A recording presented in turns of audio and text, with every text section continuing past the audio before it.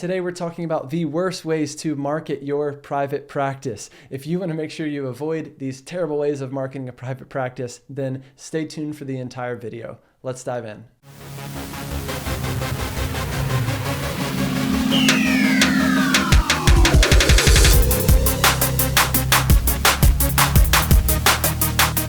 All right, so point number one is just telling your friends and family that you've got a private practice and that you're open for business. This is the classic, stereotype for therapists, is that if we just hang our shingle, then people will come. This is one of the worst ways you can open a new business, a new private practice, and just expecting that people will come.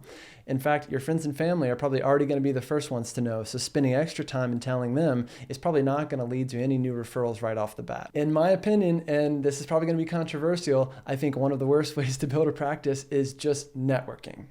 But let me say more about what I mean when I say networking. If you've been following me for a while, you know that I have a strong focus on digital marketing. That's how I have built my practice, which is a 5-person private pay group practice, in the course of about a year to a year and a half. So obviously, this is the way that I prefer to build a private practice. That being said, if you are going to network, then I think you should network with a plan. I see too many therapists networking without a plan, and I think when you go into it that way, you're going to be really confused, you're going to be really frustrated when networking doesn't result in the kind of clients that you're hoping it would result in. So, networking without a plan, and then of course, networking without a follow-up. If you are going to network, make sure you follow up with every single person that you meet. Make sure you're nurturing that relationship and starting it off on the right foot. If you want more tips like this, make sure to hit the like button so that we know exactly what kind of content you all are enjoying. All right, another networking mistake is networking with therapists who, like you, are desperate for new clients.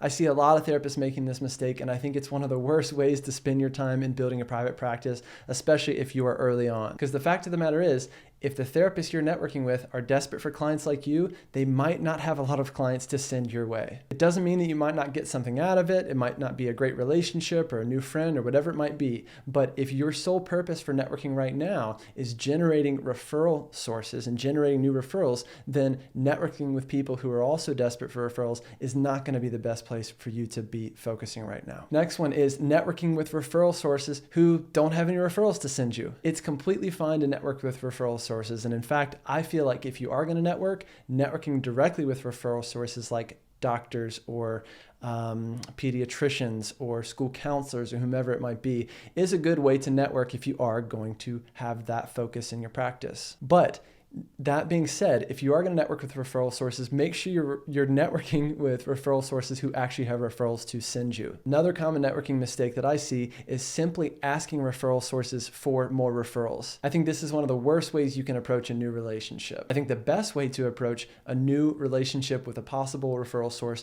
would be to see how you can make yourself useful to them.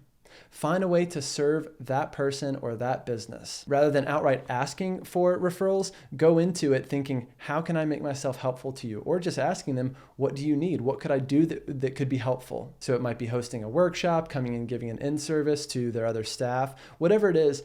Come into it with an open mind, just asking them, what can I do for you? And by approaching things this way, you're going to be a lot more likely to get the referrals that you are looking for from this new referral source. All right, if you're enjoying this content, make sure you hit that subscribe button below so that you can be notified every time we come out with a new video. Another common mistake I see in therapists marketing their practice is trying to mimic what other therapists are doing in your area. Because it's working for them does not mean that it's necessarily going to work for you. And in fact, if they're already doing something, it's not going to look very good for you to be mimicking what they are doing. So really think about what is the kind of practice you want to build that would be true to who you are and attract the right kind of clients for you. All right, a couple other common mistakes are randomly handing out business cards. Just because you meet someone and you hand them a business card doesn't necessarily mean they're going to do anything to follow up or anything with it. If you're going to hand out business cards, I would suggest either handing out something that's super unique.